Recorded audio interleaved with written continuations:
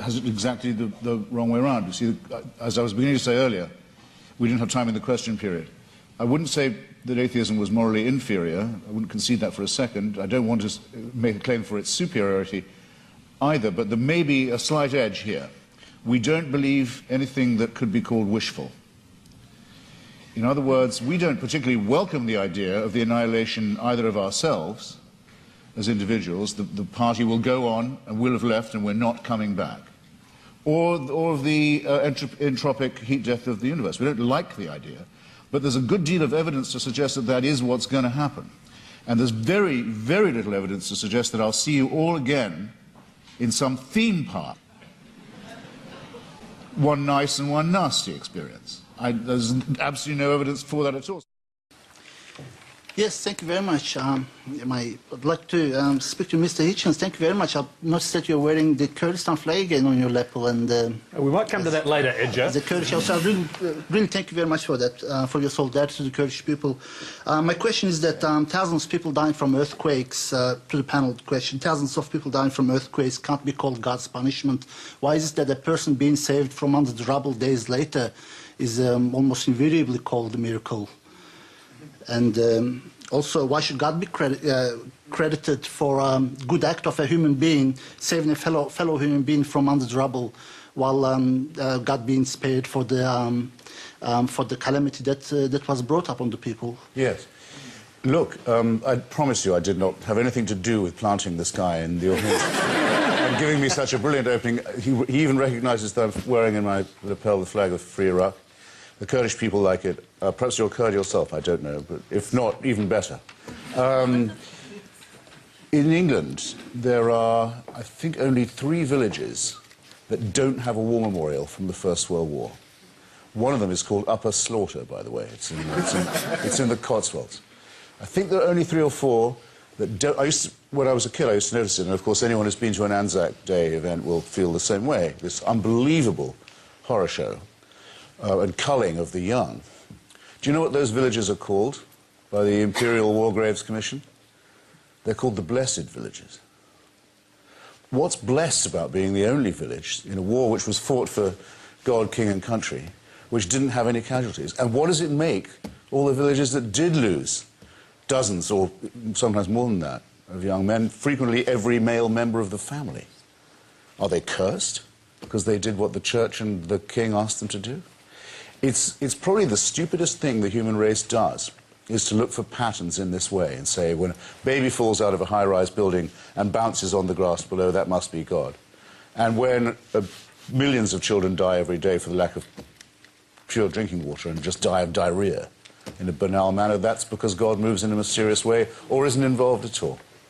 So I think we're off to a racing start, ladies and gentlemen. On the key question, anyway.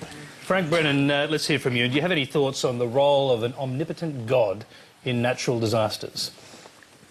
Natural disasters happen, and an omnipotent God lets them happen, for those of us who believe in God. It's not about God saying that we won't let nature take its course. Those of us who do have a religious faith, we equally, I think, are committed to science, but like Christopher says, we all look for patterns. We look for patterns in our daily lives, we look for patterns in our histories, we look for patterns in the world. And yes, some villages might be called blessed. Well, if they didn't lose anyone, they wouldn't call themselves cursed. And so how do they see themselves? Only the people who call them blessed could do that, because it's the natural corollary.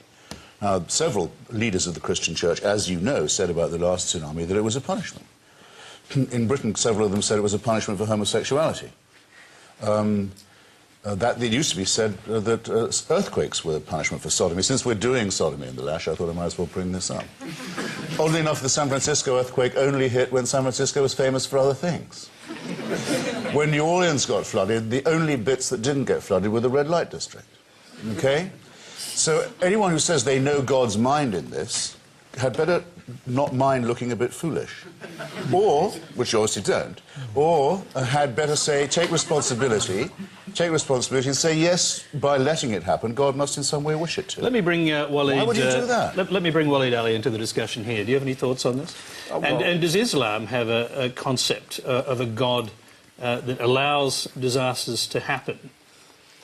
Well, I think by definition, if you believe in God, you would have to say that at the very least God allows this thing to happen, because to say otherwise would be to presuppose that God lacks the power to stop it, which I don't know of any religious tradition, certainly no monotheistic religious tradition that would say that. I do want to say something that I definitely agree with in what Christopher said, and that is that this sort of very simple dichotomised thinking about natural disasters, that they are punishment or reward, and this is the prism through which we view them. I mean, this has to be some of the most rudimentary, unsophisticated thinking that religious people, and frankly irreligious people who perpetuate it even via criticism, have ever produced. I think it's a ridiculous assertion. And I've not really encountered a serious religious thinker, as opposed to one who is too busy playing forms of identity politics or some other kind of rabble-rousing, persecuting some rabble-rousing religiosity, who would argue that. The simple fact is that things happen in life that are, in our subjective experiences, grotesque, and other things that are wonderful. And our judgments immediately about whether they're grotesque and wonderful are, in a sense, beside the point. The question, I think, for religious people who are actually serious about being religious people, and with all the introspection that that implies, is what do you do about it and what do you do with it? It's possible that by surviving the earthquake and moving on to behave in all sorts of ways that you cast yourself into some kind of eternal destruction in religious terms. That's entirely possible, in which case you probably would have been better off to have been killed in the earthquake. It's entirely possible that by gathering all sorts of riches in life and having an easy life, that you are similarly just deforming your character as a person. So I think the key question is not so much what is God doing, although that's a perfectly legitimate question, field of inquiry. But I think the more important question for people, particularly religious people, is who am I in response to this? What am I doing? Each of these is a test, whether you're on the good side or the bad side of it, and what do you do with it? And I'm more interested in that, frankly. Let's hear from Anne Henderson. Well,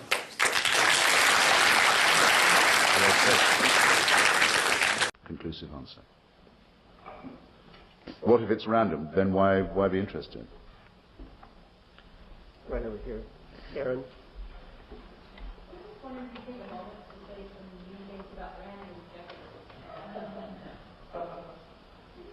Yeah, I'm invited to be unpleasant at the expense of Ayn Rand. and objectivism. Well, that's easy. Well, the novels, first. I mean, as I keep trying to say that, you know, in my view, there's more morality in a novel by George Eliot than there is in any of the four Gospels, or the four of them put together. I care very much about literature as the place where the real dilemmas, ethical dilemmas, are met and dealt with. So to have novels as transcendently awful as Atlas Shrugged and The Fountainhead sort of undermines my project. And then, though I have some respect for the virtue of Selfishness, a collection of essays, and I've argued about them with the chairman of the Federal Reserve, as a matter of fact. By the way, a state Federal Reserve Bank is not part of the libertarian program. Though Mr. Greenspan seems a bit iffy about this self-evident proposition. I don't think there's any need to have essays advocating selfishness among human beings. I don't know what your impression has been, but some things require no further reinforcement. Lillian Hellman was once, in her declining years, talking at some campus, and she would peer out over the crowd with her very thick dark glasses, and there was a squawking question from somewhere in the back, said, "Miss Hellman, why haven't you endorsed gay rights?" And Lillian Hellman sort of blearily peered again through and drew herself up and said, "Well, I wonder what word I'm allowed to use in this august company." I'll quote her directly then. She said, "The forms of fucking do not require my endorsement." I wasn't that much of a fan of Miss Hellman. She could be a real bitch, but I thought that said it more or less all. So to have a book strenuously recommending that people be more self-centered seems to me, as the Anglican Church used to say in its critique of Catholicism, a work of supererogation. It's too strenuous. Let's open it up to others, and let's start with Jim Peters. Desire to have the freedom not just of religion, but from religion, is enshrined in the founding documents of this country in a way that should make you very proud. And it should therefore put you very much on your guard that there are people who don't seem content with it, who seem always to wish to impose their own religious belief on this. To say, if only we could ban alcohol, as in the 20s, we'd have a more pure and perfect union. If only we could forbid the teaching of evolution, or get equal time for pseudoscience, like the alchemy class that follows the chemistry period in presumably these schools, or the astrology class that comes after the astronomy studies moment. Everything will be fine. Resist this with every fiber of your being. Join me, in fact, in my new favorite slogan. Mr. Jefferson, build up that wall. If someone tells me that I've hurt their feelings, I say, well, I'm still waiting to hear what your point is. Right. I'm very depressed how in this country you can be told, that's offensive, as if those two words constitute an argument or a comment. Not to me, they don't. And I'm not running for anything, so I don't have to pretend to like people when I don't. You see, well, somebody laughs. You may think that those aeroplanes in this city on 9/11 came out of a clear blue sky. I believe they emerged out of a swamp of hatred created by us. I believe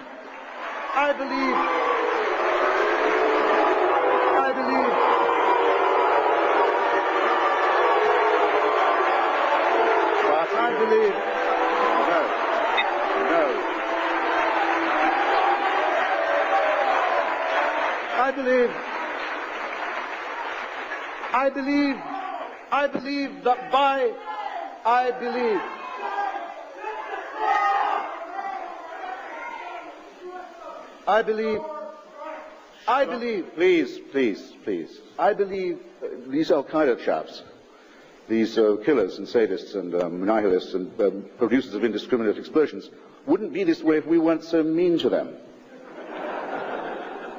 Now, it's true some of them, Mr. Zarqawi, their leader, of course, the bin Ladenist leader, was in Iraq before, and was well known to have been in Iraq under the rule of Saddam Hussein. I can tell you that no one gets in and out of Iraq at that level without the president knowing. And it's also true that a group affiliated with him, the Ansar al-Islam, a fundamentalist group, thought that its main job was to kill the Kurdish leadership in northern Iraq, the elected leadership, which is a strange target, I think, for a holy war. And it's also true that some of them came to Iraq after we threw them out of Afghanistan. Well, that's easy then. Leave them in control of Afghanistan. Don't mess around with these people. Don't make them angry.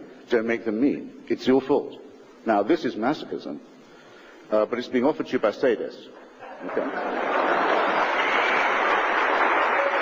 I suppose we have to congratulate you on being absolutely 100% consistent in your support for unmentionable thugs and criminals.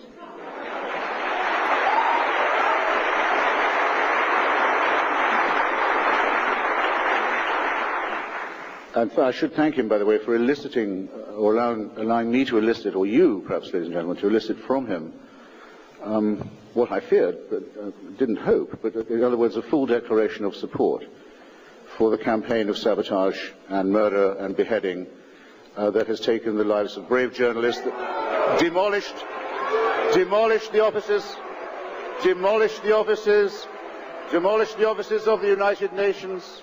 Are there no depths to which you will not sink? The offices of the United Nations and the Red Cross. Are there any depths to which you will not sink? Shot down senior clerics outside their places of worship, and continues as a campaign of mayhem to this day. Are there no depths to which you will not sink? Mr. Galloway may have enough in his memory as a socialist, the name that he's begun to disgrace so gravely, so horribly. There seems to be a dread underlying all of this, a dread about the genitalia. A horror of women, a horror of their monthly effusions, a disgust, as I say, for their vaginas, that I don't find healthy. But that seems to me, in two senses, man-made. One, mammal-made, and two, made so that men can subordinate women, which seems to be a consistent finding in all religions. You will know that the pious Jew has to begin every day saying, God is to be thanked for not making me a woman or a Gentile. That's not moral preaching. No one goes around talking nonsense like that unless they think they have divine permission for it. Religion is therefore, yes, a poison. I mean, the president, for example, thinks that to say someone is a person of faith is axiomatically to confer a compliment on them. And if you remember, he did it to Vladimir Putin, KGB goon and hood, and increasingly, evidently, very dangerous man to have in charge of Russia. The president meets him and says right away, well, I could tell by looking into his eyes and seeing he was wearing his grandmother's crucifix that he was just the chap for me. Now, in a strong field, I think that's the stupidest thing the president has yet said. And he must, I think, occasionally regret it. And I tried to get a researcher onto this once to find out, I just need to know something. Has Vladimir Putin ever worn his grandmother's crucifix since? Had he ever been seen wearing it before? Or did he just think this should be enough for the President of the United States? Because if so, it would show that religion was not just metaphysically incorrect, but as I have believe said, a danger and a poison to all of us. If our republic can be, and its president can be pushed over like that, like someone offering garlic to a vampire, then we really are in trouble. Don't say, look, do yourself and your faith the honor of saying it's faith. Don't say it's science-based. The argument you would won't be, get away with it. Look, the argument would be, Christopher, is that if the universe exploded into being out of nothing, then miracles are possible because the greatest miracle of all has already occurred. The question is, have miracles occurred in the first century? That requires another debate whereby we have to look at the historical evidence and see. And if it is true that that Jesus really did come and say and do the things that the New Testament writer said he did, then whatever he teaches is true, because if he rose from the dead, he was God. If he taught that there will be an intervention, then there will be. That's the argument. I don't have time to support it. Very good. Now, a sentence or two from David Hume on miracles would clear all this up. You'll leave it. Okay. It's fallen off. So. That's one up. A sentence or two from David Hume would correct what you said. A miracle is defined not as a part of the natural order, but as a suspension of the natural order. No, an intervention. You can't say of the Big Bang, which is the foundation of the natural order, that it's a suspension of what it starts. You may not do that. However, if you meet someone in the street who you yesterday saw executed, you can say either that an extraordinary miracle has occurred or that you are under a very grave misapprehension. And David Hume's logic on this, I think, is quite irrefutable. He says, what is more likely, that the laws of nature have been suspended in your favor and in a way that you approve, or that you've made a mistake? And in each case you must, and especially if you didn't see it yourself and you're hearing it from someone who says that they did. I would go further and say the following. I'll grant you that it would be possible to track the pregnancy of the woman Mary, who's mentioned about 3 times in the Bible, and to show that there was no male intervention in her life at all, but yet she delivered herself of a healthy baby boy. I can say, I don't say that's impossible. Parthenogenesis is not completely unthinkable, but it does not prove that his paternity is divine. And it wouldn't prove that any of his moral teachings were thereby correct. Nor, if I was to see him executed one day and see him walking the streets the next, would that show that his father was God, or his mother was a virgin, or that his teachings were true, especially given the commonplace nature of resurrection at that time and place. After all, Lazarus was raised, never said a word about it. The daughter of Jairus was raised, didn't say a thing about what she'd been through.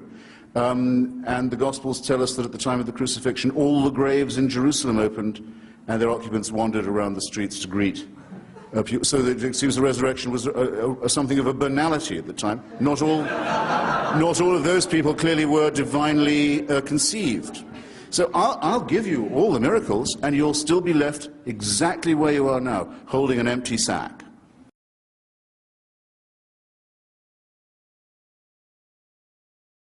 I agree with everything Waleed said. If what the question was meant to ask was, as meaning a society without religion, then I'd say you want to be careful what you wish for. And perhaps he's talking about a society without politicians who are expressly religious. Well, and then maybe we therefore- should all be praying very hard for that. I'm not sure.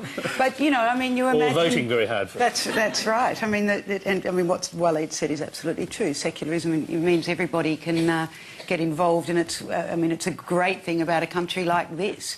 But, you know, you imagine back in time. I don't want to imagine a world that never had Mozart or Bach in it, you know. You have to be careful what you ask You're for. not religious, though. Why do you value religion?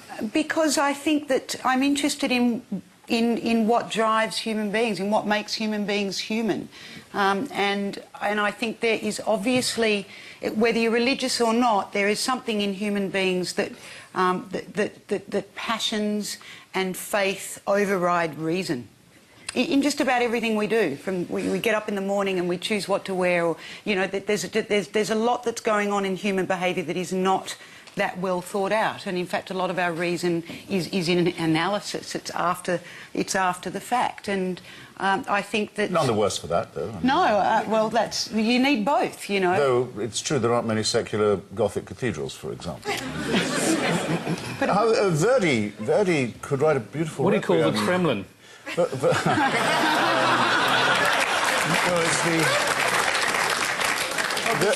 Verdi could write a very good requiem without actually being a believer, but I don't think that John Donne could have written his sacred poetry not thinking, I don't really believe any of this. I mean, it's quite clear that there's an instinct in all of us for the numinous and the transcendent, you might say. I think you can have it without the supernatural. In fact, I think you have to. Well, again, I couldn't agree more with, if I may call you one in. Well, that's what secular means. But in that case, I think it behooves the religious to say what they genuinely mean. Now, Frank just talked about homosexuality as if the Church had never condemned it as a mortal sin. Yes. Yes. I mean, yes. It's extraordinary. I would not know that you were a member of the Society of Jesus, except that it was a very Jesuitical point you were making. And concealed your made one. And I'm sorry, well, it is the same. Islam says the same. You cannot be a good Muslim and publicly be a homosexual. Why don't you, given the wonderful freedom of a secular conversation, where no one's going to say anything about your right to say it, why don't you say what you actually think? How about that? OK, yes, Anne, and then I'd like to hear from Frank. Can I just say that what I find interesting about your book, Christopher, is that everyone's the same, and yet we're all violently different. And if you are a cultural Catholic, as I am, I don't listen to what the Pope says every day and take my guide from him. My mother, who's 84, says she had a Vatican bypass 30 years ago. You know, it isn't like you see it. Maybe because you're not a believer, you don't understand that Sounds like progress of a kind. No, but she converted from a completely non-believing family when she was about 20. But the thing is that religion is so manifestly pluralist as well. I mean, there's so many different ways in which people see God. And even within the Catholic Church, there's violently different ways in which people practice their faith. Did you say and violently? The idea... I missed that. You did say violently. Well, violently... I know you I didn't agree mean with you. I agree with you on all that you say about violence among religion. And that's the point. I like the old Greeks and the Romans. You had a god of war and a god of peace, and, you know, you had different kind of gods. I like that.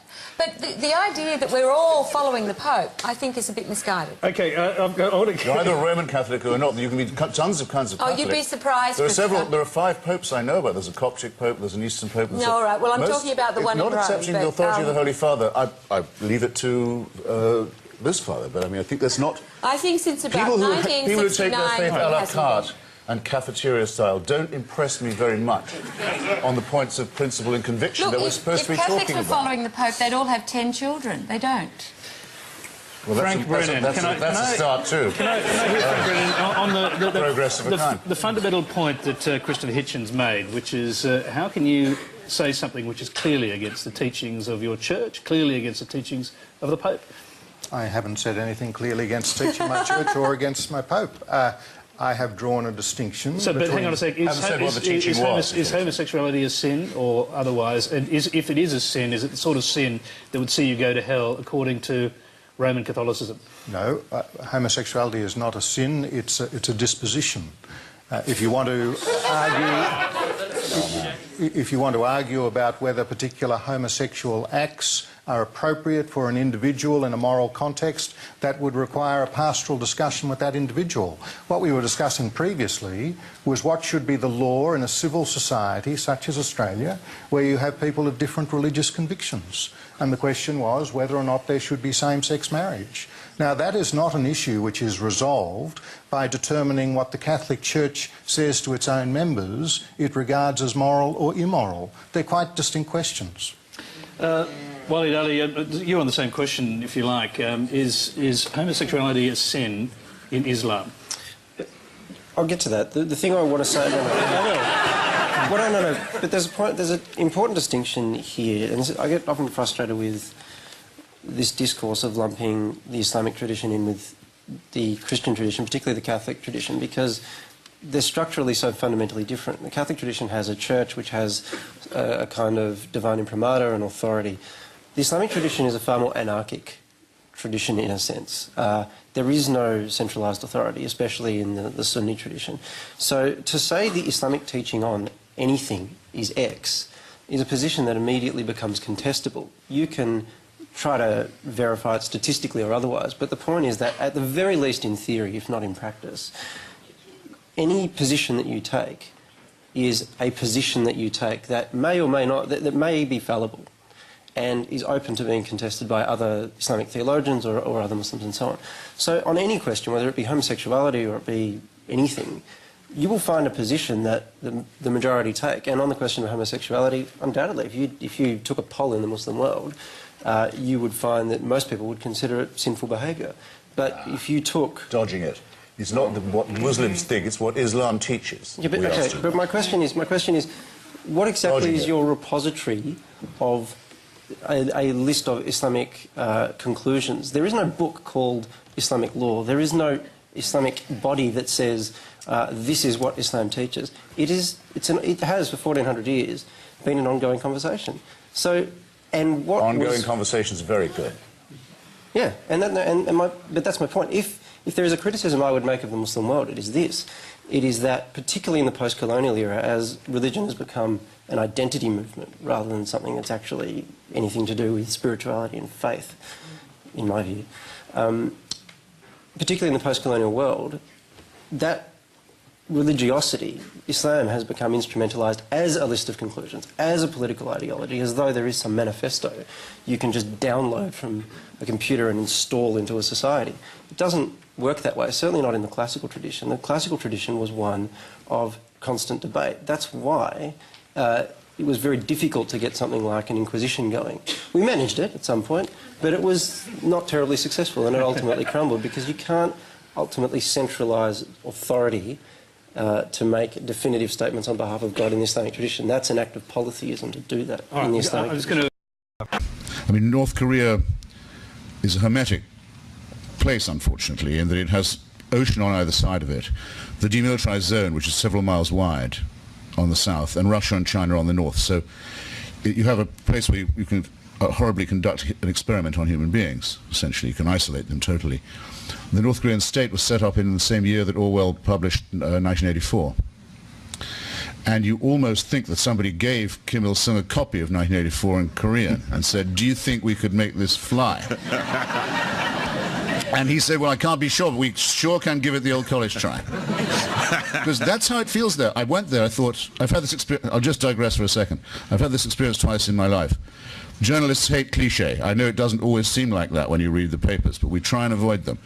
I went to Prague once under the old days of the communist regime. I thought, whatever happens to me here, I'm not going to mention Franz Kafka in my essay. I'm going to be the first journalist not to do it. I went to a meeting of the opposition underground. Somebody betrayed us, because the secret police came in suddenly, wham, like this, broke down the door, dogs, torches, rubber truncheons, the lot, slammed me against the wall. You're under arrest. I demand to see the British ambassador, blah, blah. You're under arrest. What's the charge? We don't have to tell you that. I thought, fuck, I've got to mention Kafka after all. They make you do it. Well, that's actually what a cliche is. Communism is a cliche in itself. Same in North Korea. I thought, I don't want to mention Orwell, I don't want to mention Orwell, now I have to mention him. There's no other standard of comparison. No, what I meant about the fear of freedom was this. Many, many people don't, of course, want to live under a hellish starvation regime of gulag type, like that. But they quite like being told what to do, and they don't want to be told that world doesn't owe them a living, and that they're on their own, and they quite like it, and repeatedly vote for parties and sometimes leaders who promise to provide everything, as long as they'll give up just a little bit of freedom. Just a little bit. And the trade-off, you'll get more security, more welfare. It's a temptation. In some cases it takes an extreme form. And I'm very impressed by how often when I debate with religious people, they will tell me that they gravitate towards faith because they want someone to, if you like, look after them. The whole idea of a heavenly Father, for example, is built up in this. There's the old joke says, some say God is dead, some say God is dad. You figure. Then there are people who, well, Islam, for example, the word Islam means surrender, prostration. You give everything to God. Everything's in His hands. This is implicitly totalitarian. That's all I mean. But I think it's innate in most people, is the feeling that they'd quite like someone to take care of them all the time. So it can be hard to argue with them that there is no such person. I invite you to the thought experiment. If it could be shown to you that the figure of the Nazarene was, in fact, as we believe, entirely mythical, as was the figure of his mother, as was the figure of Vishnu, as was the revelation supposedly given to the illiterate Arabian merchant, peasant Muhammad, the man calling himself the prophet, as was the existence of Moses and the legend of the Exodus. If all of this can be shown as it can be, I haven't time for it, but I'll take any challenge on any of these points, to be an entirely man-made legend, would you really look at your neighbor differently? Are you telling me, or are you willing to be told, even by someone as fluent and charming as Dinesh, that it would be true of yourself, that you would then become a thief, that you would then become a liar, that you would then not condemn a rapist, that you would then have no knowledge of the difference between a right action and a wicked one?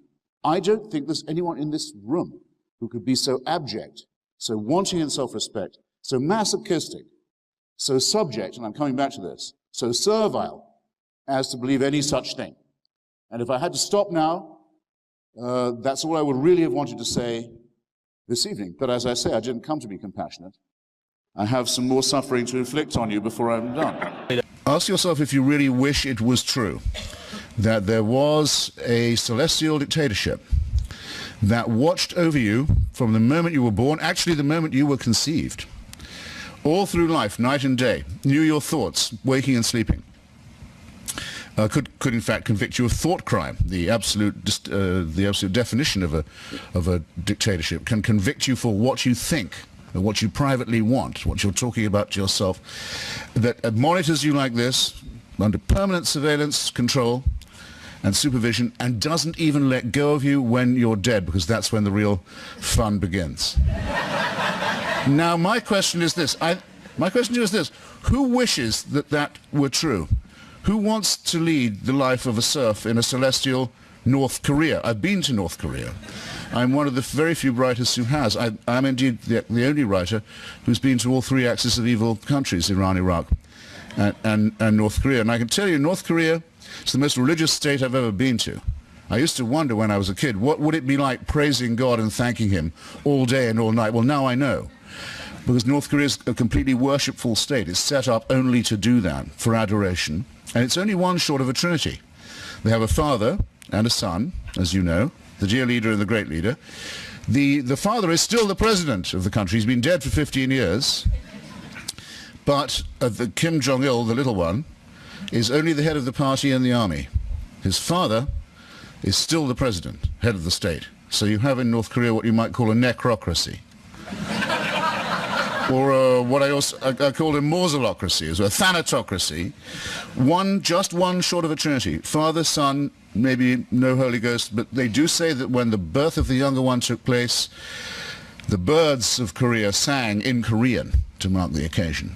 This I've checked. It did not happen. Take my word for it. Didn't occur.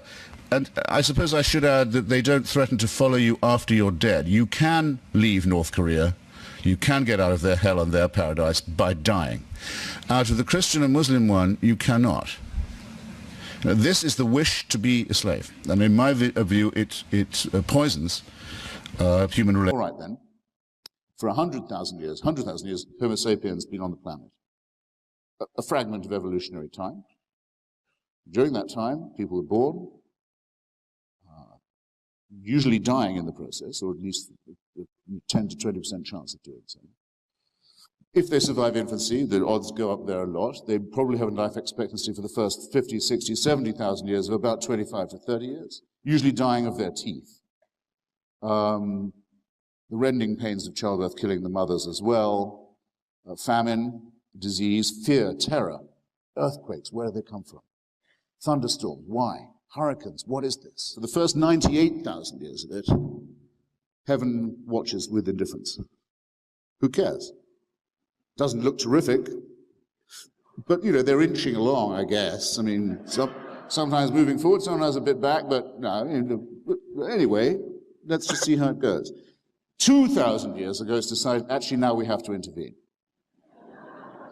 But only in illiterate parts of the Middle East, to reveal our face to this species and tell them how to behave.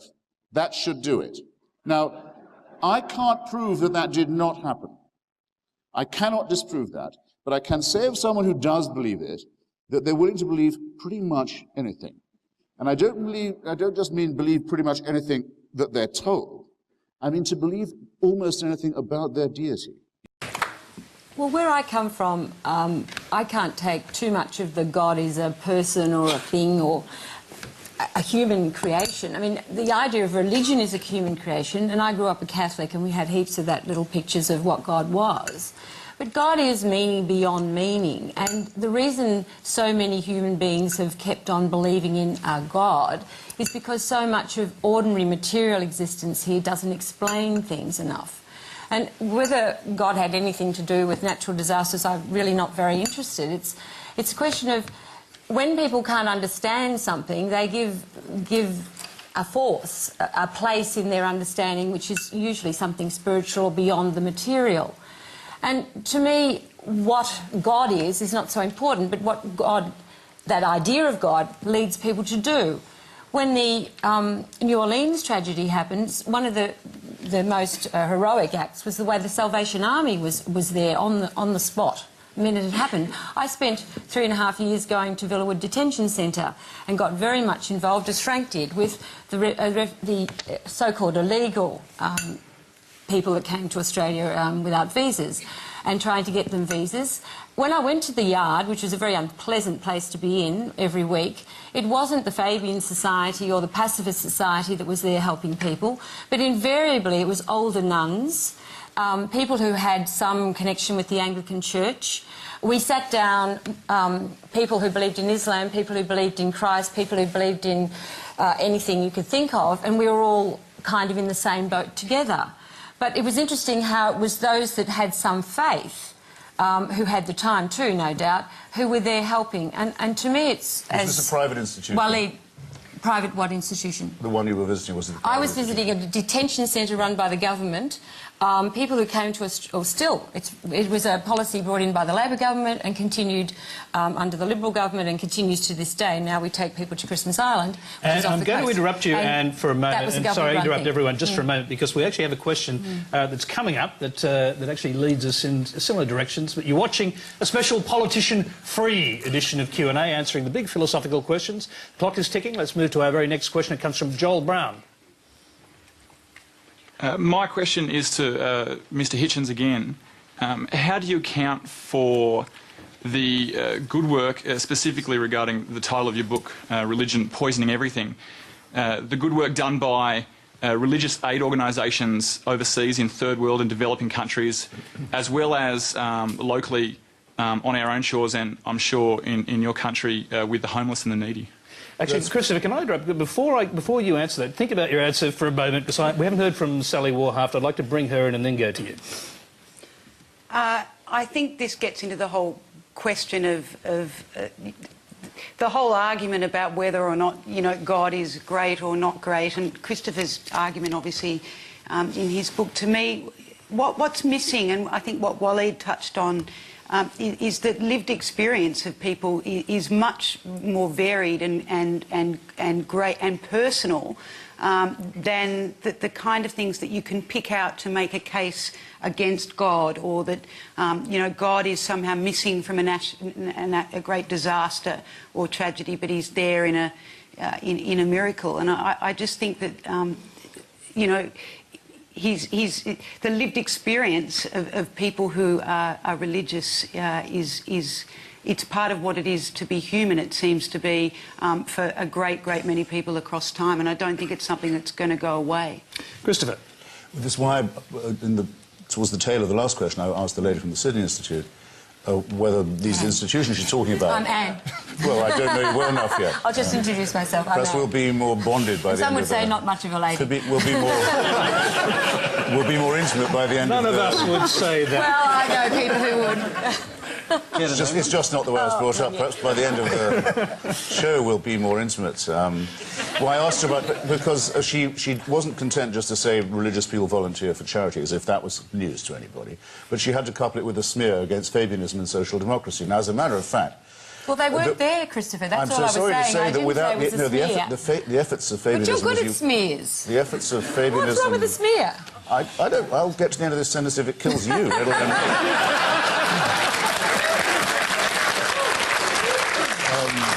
The efforts of socialists and social democrats to make sure that things like education and health do not depend upon private charity given by rich people and religious institutions to the deserving poor are the reasons why a lot of it's taken care of, because it's taken care of. Hang on, I wasn't we have welfare and... But just a minute, there's another smear. I wasn't a rich person giving charity where it wasn't gone. And you have to understand... I didn't say that you were. Well, it seemed to come across that I didn't even way. imply that you were. No, the efforts of Fabianism and social democracy, socialism, were to make sure that these things didn't depend on a voluntary whim. Yeah, but they don't do that now. All the idea of the deserving poor. Now, that's the first point. I know about the second point... well, because it's so taken for granted now, I love to remind people, actually, this meant social political action, as you correctly say, as you quite correctly say, and I can help you out here by emphasising it, quite a while ago. That's why I said not to forget it. Now, to the point about religious activism, isn't it true, haven't you all heard, that Hamas does so well because it supplies social services? Are you going to say that it's the same is true for Hamas and Islamic Jihad? Never mind that they're religious, they distribute services where otherwise there'd only be secularism and corruption. Well, if you want to claim that, you can't just claim the charitable part of it, it seems to me. Mother Teresa, endlessly praised for work that most of the time she actually never did. I went to watch her very closely in Calcutta. You don't mind that she thinks that what Bengal and Calcutta mainly needs is a campaign, a clerical campaign, against birth control and family planning. Has anyone here ever been to Bengal and concluded that's what it really needs? That's what she was really campaigning for, in case you're worried. But never mind. She gives a wonderful impression of being a charitable person. So what Indians need is more missionaries to cure poverty, when everybody knows there's only one cure for poverty, which is the empowerment of women, which means giving them some control over their reproduction.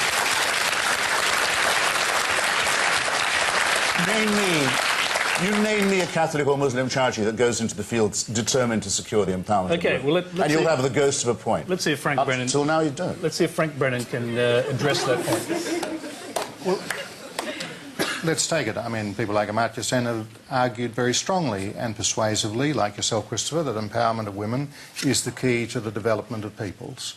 Now, why don't we just drop the bagging and smearing and saying, all right, anyone who's out there, let's judge them by their fruits. Whether they're atheists or whether they're Catholics or whatever, let's drop the bagging and smearing. Let's say, right, we agree. What we've got to be working for is the empowerment of women. And there are people of religious dispositions who are passionately committed to that. And yes, there will be mistakes made in terms of policies and in terms of moral theories, but that's where I think in a pluralist society like Australia, we can have the respectful dialogue and we can work those things through, as we do this evening. Waleed Ali.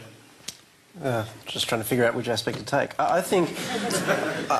I guess that the argument being made in that question is religion doesn't poison everything because there are people who do good works. I think there's a real call that needs to be made for some honesty here on the part of religious people. And that is that, yes, lots of religious people do lots of very good things. And there was research published, I think, 2 years ago looking at Generation Y Australians that found that those who were more religiously committed were more socially aware, they were more committed to the social good and all that sort of thing. And you can point to those studies and you can say that's wonderful. But in a sense, I think you get caught in a reactionary argument, which is with all these people lining up saying, look how horrible religion is, you get a religious response that says, no, we're good, look at these charities, turning a blind eye to not only some of the points that Christopher raises, but also the fact that there are religious charities that do a lot of that religious work for their own ends that, in my judgment, are actually quite nefarious at times. Religions can be used as a cover and a pretext for violence and evil and all sorts of things. It can be instrumentalised in that way. It can also be instrumentalised in the opposite way. And so I kind of echo what Father Frank Brennan's said here, and that is that if you actually look to the substance of what people are doing, rather than asking the first question, is this a religious organisation or is this not, and then trying to make some judgment about their conduct and their motives on the basis of that, then I think you get further down the track of making some kind of assessment. I think we're caught in these petty games about, well, you know, are religious people good or bad? Just get on with being good or being bad and let people make up their own mind. That's excellent. My views are, if I say it for myself, tolerably well advertised. And if they're not, it's partly your fault. Because what I say is fairly intelligible, very plainly stated. You know what I think, if you care to find out. When I debate with Jews and Muslims and Christians, I very often find, I say, well, do you really believe there was a virgin birth? Do you really believe in a Genesis creation? Do you really believe in bodily resurrection? And I get a sort of Monty Python reply. Well, there's a little bit of metaphorical, really. You hear it very often said by people of a vague faith that, well, it may not be the case that religion is metaphysically true.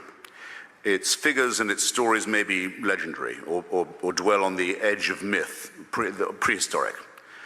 Its truth claims may be laughable. But allow for all that. Allow for all that.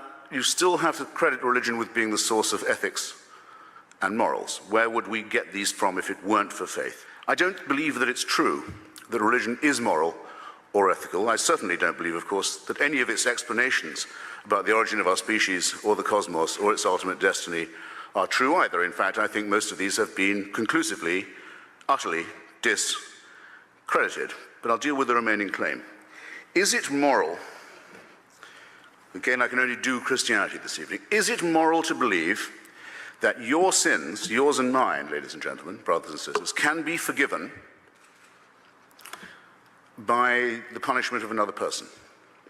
Is it ethical to believe that? Do you not in fact hear it said repeatedly about religion and by the religious themselves that, well, it may not be really true, the stories may be fairy tales, the history may be dubious, but it provides consolation? Can anyone hear themselves saying this or have it said of them without some kind of embarrassment, without the concession that thinking here is directly wishful, that yes, it would be nice if you could throw your sins and your responsibilities on someone else and have them dissolved, but it's not true and it's not morally sound? Well, I asked her about, because she wasn't content just to say religious people volunteer for charity as if that was news to anybody, but she had to couple it with a smear against Fabianism and social democracy. Now, as a matter of fact... Well, they weren't there, Christopher. That's all I was saying. I'm so sorry to say that without the efforts of Fabianism... But you're good at smears. The efforts of Fabianism... What's wrong with the smear? I'll get to the end of this sentence if it kills you.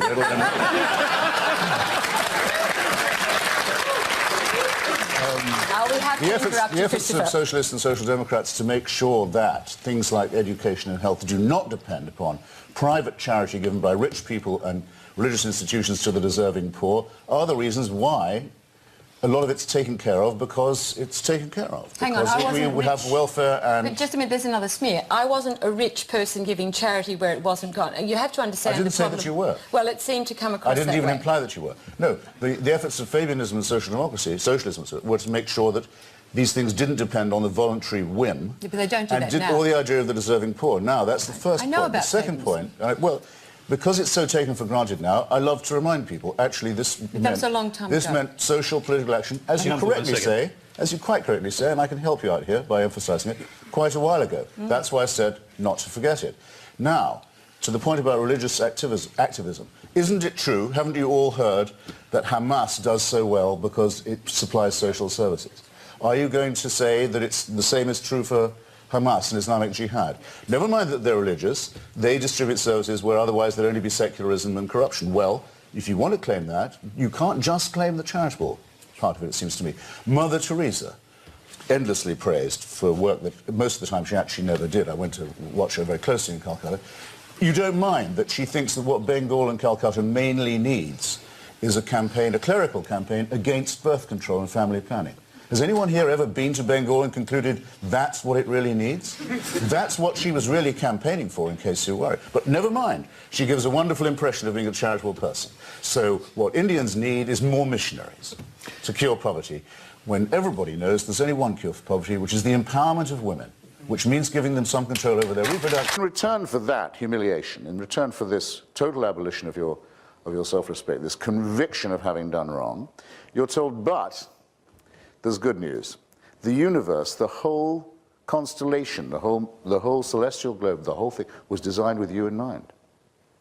So you can be, from someone totally abject and totally shamed, a complete solipsist, a raging egomaniac, the center of the universe, someone for whom it's all been planned. And not only that, but God has a plan for you too. And not only that, he was prepared to subject one of his children to revolting torture to prove his love. If you'd been present when that sacrifice, that human sacrifice was going on, you would have been in duty bound to try and stop it. But if you did, you wouldn't have been saved. If you'd done the moral thing and said, stop this now, I can't watch a human sacrifice, I can't watch someone being crucified. Stop it. No. You do that, you've missed your chance for salvation. This is madness. This is madness. And how many generations of humans went by not even knowing of this fantastic idea, dying in misery and ignorance and shame before it was suddenly decided, maybe I'll torture a son to death today and rescue the rest of them. Who can believe this?